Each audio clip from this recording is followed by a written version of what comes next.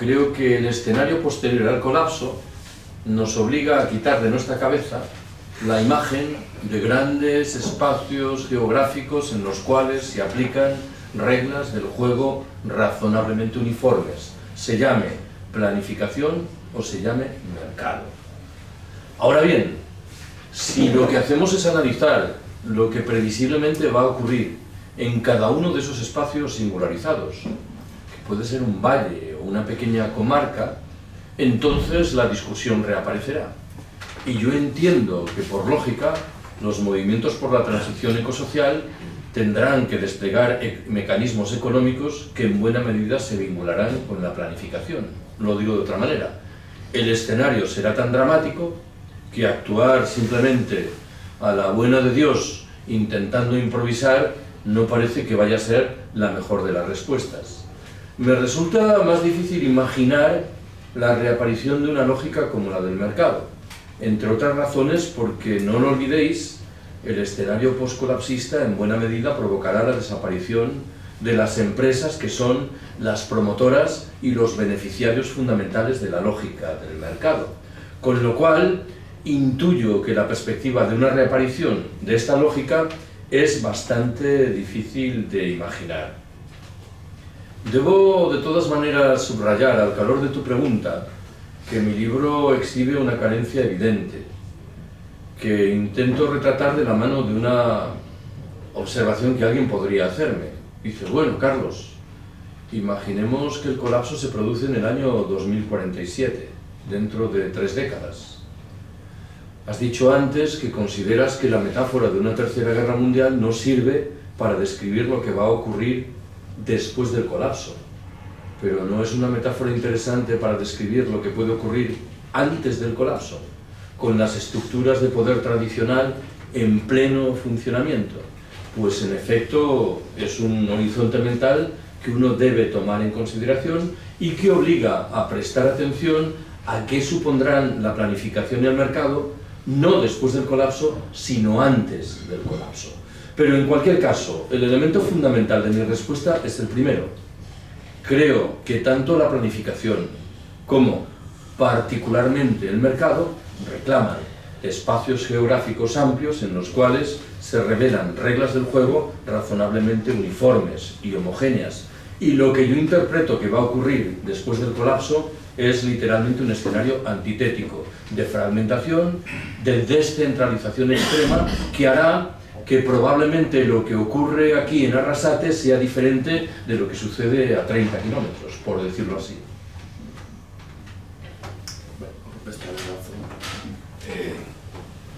Deduzco de la exposición que has hecho como que no queda ningún espacio para la política convencional, tal y como la entendemos ahora, ¿no? Eso, ¿no? Esa parte. Yo he visto que hay algunos sectores, élites, bueno, he leído además desde la izquierda, autores desde la izquierda, que dicen que hay preocupación entre algunas élites del capitalismo diciendo que efectivamente que vamos al colapso, auténticamente al colapso. ¿Y qué está haciendo? ¿O qué está intentando? Porque lógicamente son élites capitalistas y lo quieren salvar el sistema, ¿no? ¿Y por dónde?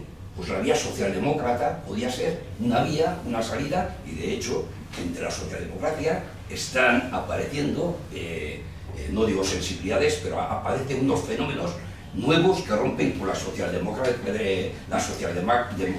tradicional, ¿no? No lo sé, no sé cómo ves eso entre lo que existe hoy en la política, la izquierda transformadora, esa socialdemocracia que puede ser la salvaguarda de alguna forma del modelo, o ese fascismo societal del que nos habla Boaventura de Sousa, ¿no? Que también es algo de él, ¿no? O sea, esos 3 fenómenos. ¿Cómo ves eso? ¿No hay esperanza para la política? Ninguna. Bueno, vamos a ver. Primera observación. Ayer en Donosti alguien preguntó algo parecido. Planteó una discusión relativa a si algunas de las grandes disputas, como las relativas al cambio climático, al agotamiento de las fuentes de energía, no podrían ser encaradas desde las instituciones a través de poderes que estableciesen reglas del juego afortunadamente diferentes de las de hoy. Y yo me limité a replicar que infelizmente no conozco ningún ejemplo de eso. Digamos, que allí donde pone uno la mirada y busca proyectos de vocación aparentemente alternativa, descubre que al menos en este terreno no lo son. Igual lo son en el ámbito del reparto de los recursos en el terreno social, pero no en las discusiones que estoy proponiendo. Digamos, por rescatar un ejemplo arriesgado, ¿qué tipo de lucha contra el horizonte del colapso despliega un gobierno como el de Syriza en Grecia? Ninguna. Es el discurso convencional, habitual, neo-keynesiano, que sigue hablándonos de la necesidad de retomar el crecimiento económico para esparcir los recursos sociales y beneficiar a las capas más desfavorecidas. Algo que en sí mismo es muy respetable, aunque sea muy poco creíble, pero que en cualquier caso no afecta a estos debates. Segundo, en el libro me refiero a una dimensión del debate político convencional que tiene su interés y que asume la forma, de nuevo, de una máxima que viene a decir: ¿no será que estos problemas los van a abordar de manera convincente determinados sistemas autoritarios que no tienen que encarar discusiones internas de carácter pluralista, sino que pueden imponer reglas del juego de obligado cumplimiento? El argumento, como puedes intuir, está teleguiado para conducir al escenario chino. La élite dirigente china, según esta perspectiva, empezaría a tomar conciencia rotunda de hacia dónde va dramáticamente el planeta y decidiría imponer un freno que establecería reglas del juego muy severas. Me temo que el argumento es ingenuo. ¿Por qué? Porque lo más sencillo es que la élite dirigente china lo que respalde sea una forma singular o cooperativa de ecofascismo. Creo que el proceso general de las instituciones conduce más bien a esto que al horizonte de un encaramiento sereno, global y solidario que permita que los 7.300 millones de habitantes del planeta busquen un horizonte llevadero que nos permita sobrevivir la vida en condiciones más o menos aceptables. Tercero, debo confesarte que no estoy siguiendo el debate que pueda registrarse en la socialdemocracia en relación con esto. Hasta donde llega mi conocimiento, lo que comúnmente se entiende por socialdemocracia sigue viviendo en la idea de que estos problemas presentan un perfil marginal, voy a decir, o en cualquier caso, que no son singularmente relevantes. Algo que permite a los socialdemócratas realmente existentes asumir medidas irrisorias que desde mi punto de vista no son más que parches que se despliegan en el mejor de los casos en el horizonte mental del capitalismo verde. Un capitalismo que entiende la ecología como un negocio. Incluso aquellos sectores más avanzados de la socialdemocracia, y estoy pensando en lo que significa en el Estado español la figura de Vicens Navarro, me temo que estos debates no los encaran en forma alguna. Vicens Navarro parece seguir viviendo en Estocolmo en 1963. Y aquí hay una dimensión importante. El éxito histórico de la socialdemocracia, materializado en los estados del bienestar, se halla, desde mi punto de vista, estrechamente vinculado con la era del petróleo barato. Con lo cual, la mayoría de las propuestas socialdemócratas que yo hoy escucho parecen seguir pensando que estamos en el mismo escenario, de tal forma que su carácter de respuesta objetiva ante los problemas de fondo me parece que es muy débil. En cualquier caso, al margen de lo anterior y para ser honrado, yo debo confesar que arrastro determinados preconceptos ideológicos que me invitan a llegar a la conclusión de que es muy difícil imaginar que desde la institución Estado se vayan a resolver estos problemas. Y admito que en este caso la discusión es diferente, lo es sobre mis preconceptos ideológicos y no sobre su manifestación a través de este debate. Pero si tengo que retratar esto de manera precisa y franca, diré que en el Estado español las fuerzas políticas emergentes y las no emergentes plantean discusiones muy interesantes en lo que respecta a la condición del régimen que padecemos. Pero a mi entender dicen muy poco en lo que respecta a la condición del sistema que está por detrás de ese régimen. Cuando hablo de régimen estoy pensando en debates como los relativos al bipartidismo, a la corrupción, el propio debate sobre la república o la monarquía, o incluso, aunque esto lo digo con mayores dudas, la discusión sobre el derecho de autodeterminación. ¿En qué estoy pensando, en cambio, cuando me refiero al sistema? En todo aquello de lo que no hablan los tertulianos de las radios y de las televisiones. El capitalismo, el trabajo asalariado, la mercancía, la explotación, la alienación, la sociedad patriarcal, las guerras imperiales, la crisis ecológica y el propio colapso. Y me parece que el silencio con respecto a esto es abrumador, con lo cual, aunque yo no cierro la puerta a que en efecto, de la mano de fuerzas políticas integradas en el sistema, incluso de carácter socialdemócrata, empiecen a espabilar y planteen horizontes diferentes, hoy por hoy no los veo. Vale. Carlos, sé que tú estás muy cercano a las propuestas que hace unas décadas promulgó Murray Bookchin sobre municipalismo libertario, etc. ¿Cómo cristalizar, cómo llevar a la praxis? Ya se están llevando algunas microexperiencias.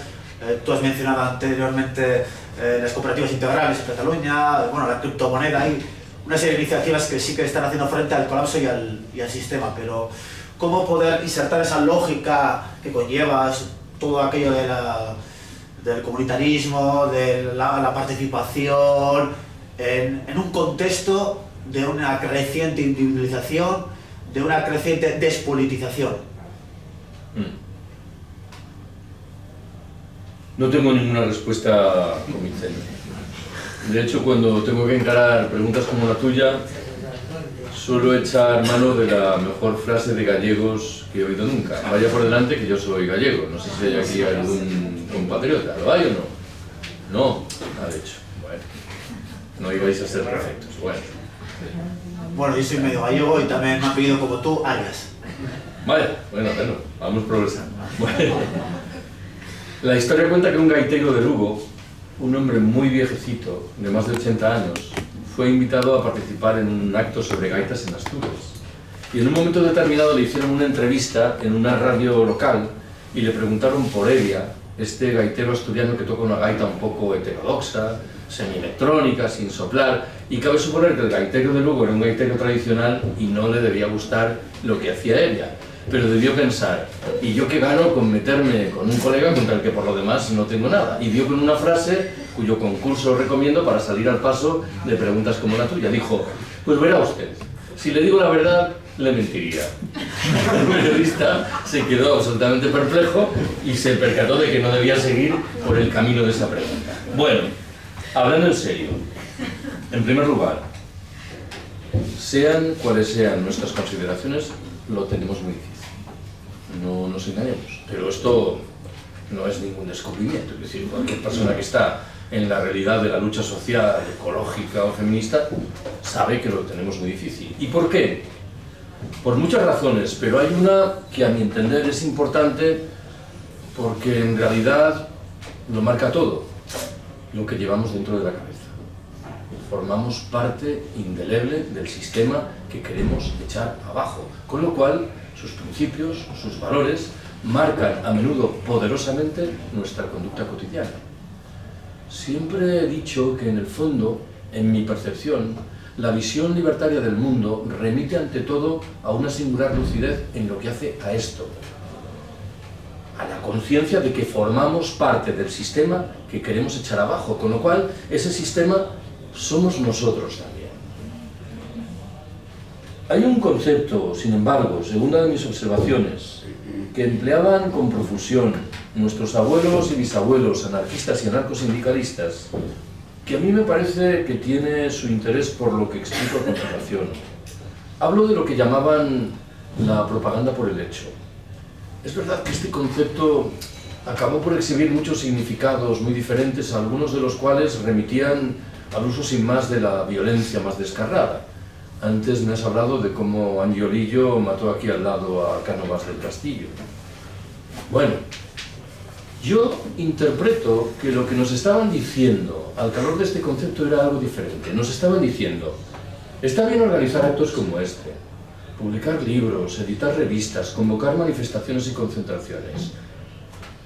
Pero lo más interesante que podemos hacer, lo más rentable, pasa por intentar llevar a la práctica de la realidad económica y social nuestras ideas. Por demostrar que es posible hacer las cosas de manera diferente. De tal manera que a través de esa conducta la gente vea que hay otros horizontes diferentes. Me interesa subrayar esta dimensión porque normalmente lo que hacemos no es eso, es hacer lo que normalmente lo que hacemos es lo que estoy yo haciendo ahora, que es soltar una perorata que dice esto es preferible, lo otro no lo es, hay que criticar esto o hay que cuestionar lo otro. Y creo que al final es mucho más interesante la propaganda que se deriva del ejercicio práctico de las cosas. Me parece que este es el camino que a título provisional tenemos que asumir. Explico esta frase cautelosa.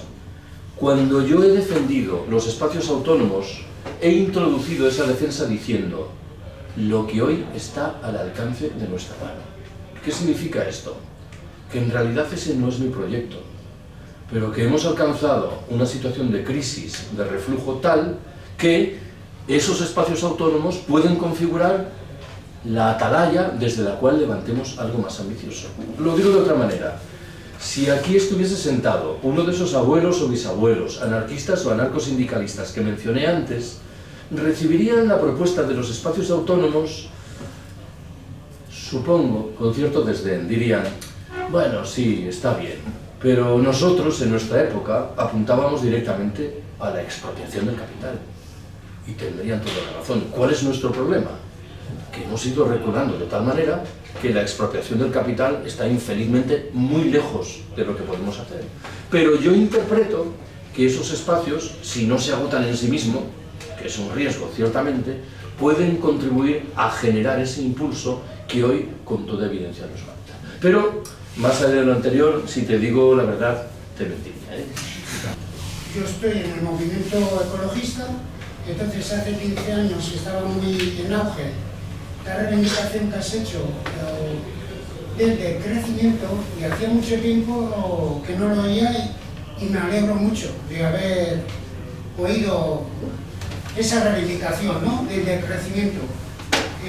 Claro, ese tiempo el ecologismo, lo verde y así, estaba muy en auge. Hoy no se sabe por qué razón, pues no es tanto, ¿eh? Es decir, los verdes en Alemania, en Holanda, pero ¿dónde ha quedado eso?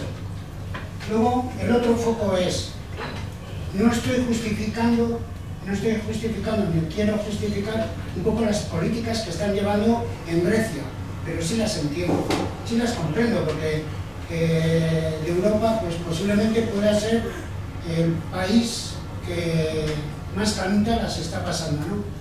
Y luego, por otro lado, son los políticos quienes tienen que tomar las decisiones para que, por ejemplo, ese colapso no exista, pero claro, la conclusión es que el discurso de izquierdas no está precisamente en auge, ni siquiera bien visto, sino todo lo contrario. Hoy estamos viendo cómo en países ricos de Europa es la extrema derecha la que está teniendo buenos resultados electoralmente. Entonces, claro, a mí me parece que lo tenemos bastante crudo. No sé cómo ves, cómo opinas. Bueno, vamos a ver. En primer lugar, yo no sé si los movimientos ecologistas están hoy en una situación peor que hace 15 años. Preferiría decir que están en la misma, lo cual tampoco implica nada particularmente estimulante. O, yendo un poco más lejos, me asalta ahora mismo la intuición de que, como quiera que el escenario ecológico se ha ido degradando, ciertamente tienes razón, la respuesta de estos movimientos no está siendo acompasada con esa degradación. Digamos que se han quedado ahí y, bueno, siguen emitiendo los mismos mensajes, los mismos análisis, que probablemente son plenamente suscribibles, pero no están a la altura de las circunstancias. De todas maneras, de un tiempo a esta parte me asiste la intuición, y voy a por lo del decrecimiento, de que muchos ciudadanos de a pie que no son activistas de un movimiento social crítico, en virtud de su experiencia cotidiana, empiezan a llegar a conclusiones similares a las nuestras. Y es importante subrayar esto porque ahora no hablo, lo repito, de activistas hiperconscientes, sino de ciudadanos normales. Me viene ahora a la memoria que hace unos años se tradujo al castellano un libro de un profesor australiano, Clive Hamilton, un libro titulado El fetiche del crecimiento. Y en un momento determinado de ese libro, Hamilton se hace eco de un estudio realizado por la Unión Europea en el mundo escandinavo. Bien sabéis que generalizar lo que ocurre en el mundo escandinavo es una tarea poco afortunada. Los niveles de cobertura social son infinitamente más sólidos que los nuestros, pero ese estudio se refiere a una figura que aquí conocemos perfectamente y seguro que en Mondragón la conocéis aún mejor. Alguien de cierta edad que pierde su puesto de trabajo, se topa con enormes problemas para encontrar otro nuevo con la zozobra psicológica correspondiente. Bueno, pues parece que en países como Noruega, Suecia o Finlandia es muy común la figura de esta persona que descubre que con una pensión o con una ayuda pública que equivale probablemente a una cuarta parte de lo que ganaba antes, inserto en la rueda del trabajo frenético, reduciendo significativamente sus niveles de consumo, que puede hacerlo, es infinitamente más feliz de lo que lo era antes. Subrayo que ahora no estoy hablando de activistas hiperconscientes en movimientos sociales críticos. Me estoy refiriendo a ciudadanos normales. Tenéis en la mesa un librito mío que se titula La parábola del pescador mexicano y que creo que en cierto sentido retrata bien una parte de esta discusión, porque tengo que reconocer que la parábola exhibe sus carencias. La historia, contada muy rápidamente, dice que en un pueblo de la costa mexicana un paisano está medio dormido, tumbado en la playa, se le acerca un turista norteamericano, entablan conversación y en un momento determinado el turista le dice: ¿y usted a qué se dedica? ¿En qué trabaja? Yo soy pescador. Caramba, un trabajo muy duro, trabajará usted muchas horas cada día, ¿verdad? Bastante, sí. ¿Cuántas horas trabaja como media cada jornada? Bueno, qué sé yo, le dedico a la pesca un par de horitas o 3. ¿Pero qué me dice usted? ¿Y qué hace con el resto de su tiempo? Yo me levanto tarde, pesco un par de horas, juego un rato con mis hijos, duermo la siesta con mi mujer y al atardecer salgo con los amigos a beber unas cervezas. ¿Pero qué me dice usted de nuevo? ¿Cómo es usted así? ¿Qué quiere decir? ¿Que por qué no trabaja más? ¿Y para qué?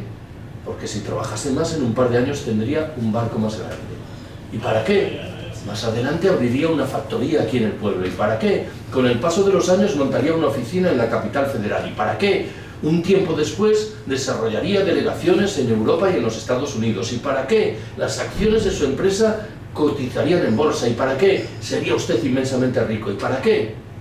Bueno, qué sé yo, al cumplir 65 o 70 años, podría retirarse tranquilamente y venir a vivir aquí a este pueblo para levantarse tarde, pescar un par de horas, jugar un rato con sus nietos, dormir la siesta con su mujer y salir al atardecer con los amigos a beber unas cervezas. Todo aquello que se le prometía luego de decenios de trabajo extenuante era paradójicamente aquello de lo que ya disfrutaba en el presente. Dije antes que esta historia tiene sus fugas, algunas de ellas muy importantes. Por ejemplo, no explica convincentemente cuántas horas trabajaba la mujer del mexicano protagonista, ¿no? Pero os pido que por una vez aparquemos esta dimensión de la discusión. Segundo, bueno, yo respeto tu opinión con respecto a lo de Grecia. No es, sin embargo, la mía, ni es la de la mayoría de los colegas griegos con los que tuve la oportunidad de partir este verano. Me invitaron a dar una charla en Esparta, en el Peloponeso, y no encontré a nadie que defendiese a Syriza. De hecho, anunciaban que lo más probable es que Syriza vuelva a ganar las elecciones, pero ahora con el respaldo descarado de la Comisión Europea. Ojo con esto. Ha realizado, en cierto sentido, el trabajo sucio que hizo el PSOE en España en 1982. El trabajo que la derecha tradicional no se atrevía a hacer y que el PSOE hizo orgulloso cargándose los sindicatos, las asociaciones de vecinos. Bueno, ¿qué es lo que os voy a explicar a la gente aquí veterana? Al margen de lo anterior, es que lo de Syriza, perdóname que te diga, que es más sangrante. Es una fuerza política que convoca un referéndum y lo gana de calle, algo que le otorga un aval popular para negociar con dureza con la Unión Europea y, en su caso, para salir de la Unión Europea o al menos de la zona del euro. Y una semana después acepta un denigrante programa de ajuste. Claro, si esto era aquello a lo que más aspirábamos, el horizonte se nos cierra de manera dramática. Con respecto a lo último, tienes toda la razón en lo que respecta al auge de la extrema derecha, pero ojo con esto, porque a mí me preocupa más el horizonte de fondo.